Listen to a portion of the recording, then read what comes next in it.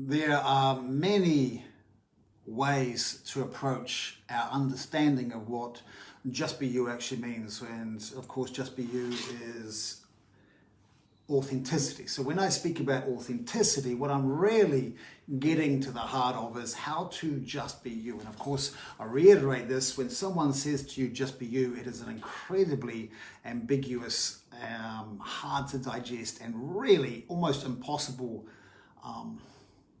piece of advice to truly understand and make tangible and act upon.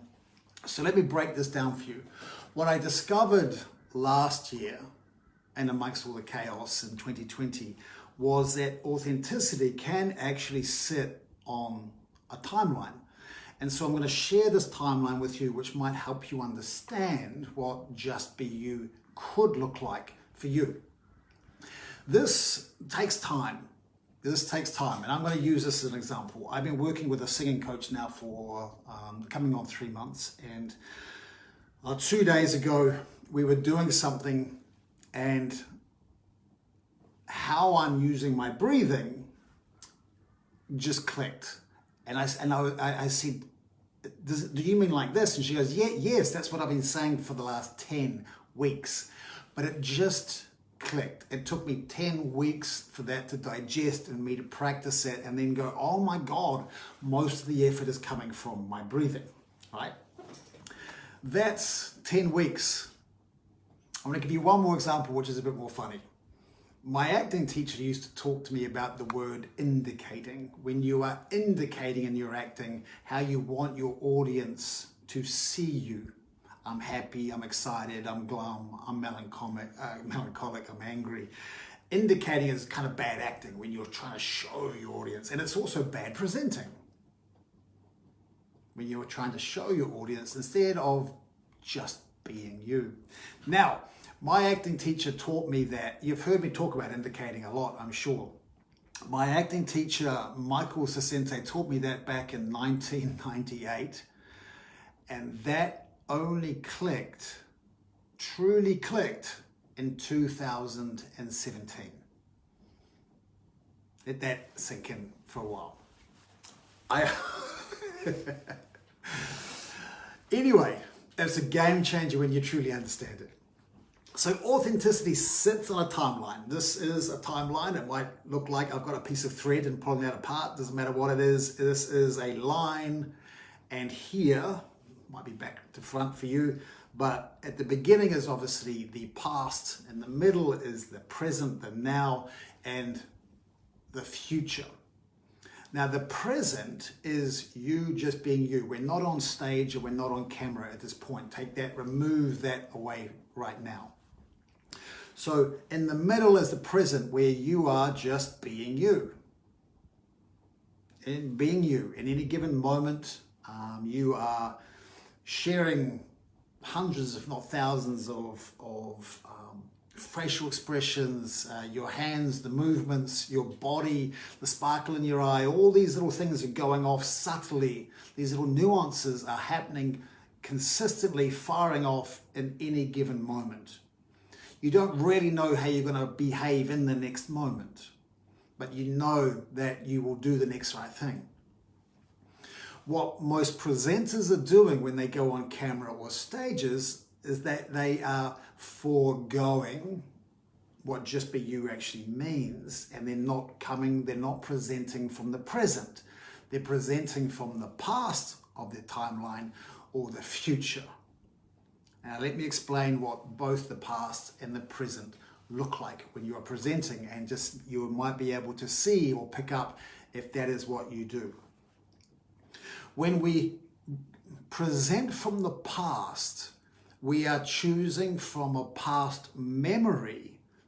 We're choosing from a past memory an old self, an old version of ourselves that we have decided is better than the current version. It might be when we were incredibly funny, or really deep and grounded, or incredibly present, or it'll be a memory that we think was a really good version of ourselves, and we're going to bring that into the present and use that. And of course, That is not just you.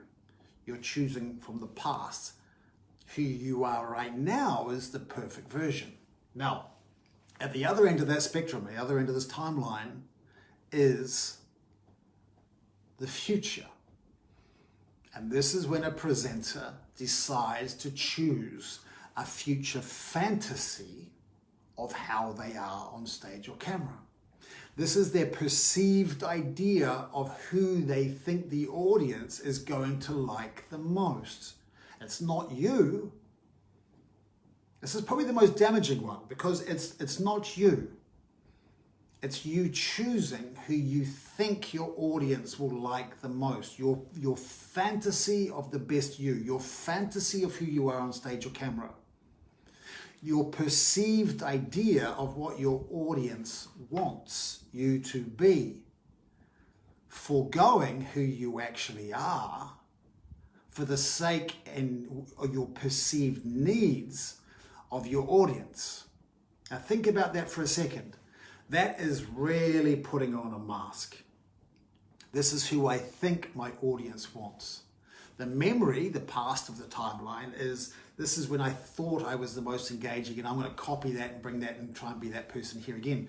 However, so if we remove that past, let that go and let the future go, and what we are left with right now is the present, you, moment to moment, which is just be you. Your current state that you are in right now is the state that you would take to the stage, is the state that you would take on camera. How I am on camera right now is exactly how I was before the camera began filming this. How I go on stage will match me right now. I would have done the preparation. I know my points. I would have prepared and prepared and prepared.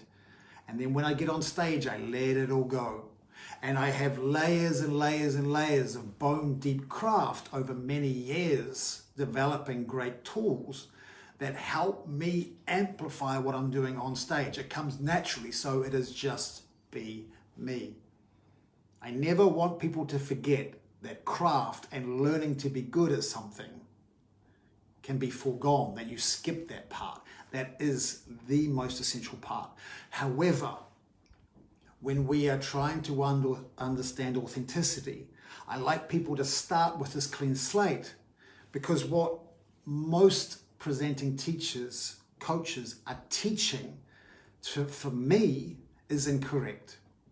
Their understanding of authenticity is not as deep an understanding of which they actually need to be able to coach authenticity. They should stick to the other stuff, which is performance, perhaps, or keynotes, or how to be just like somebody else in the past or in the future. So when you want to begin presenting, you need to start from the absolute ground, the absolute base. The 101 of presenting is, what is authenticity?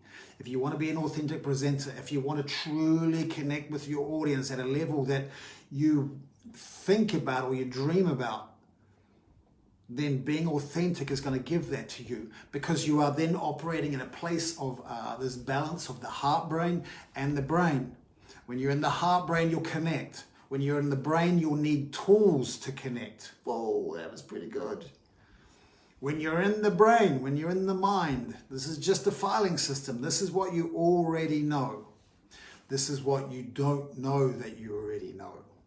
The wisdom, maybe the God working through you, whatever. But this here is the connection. 6,000 times more potent in consciousness than the brain. But here we are, most presenters trying to connect with their audience using the brain. So they need tools. They need to be able to learn to manipulate, which is why speakers love NLP or hypnotherapy. And I love those tools as well, but I don't need them on stage to connect. I'll use them as tools for people to remember points for people to move past their own consciousness into more into the subconscious. But I don't need tools to connect beyond me being able to be incredibly present, and for them, my audience, to feel who I am, to feel me, see me, and then we will connect as one. Okay, that was the authentic timeline rule. I hope that helps.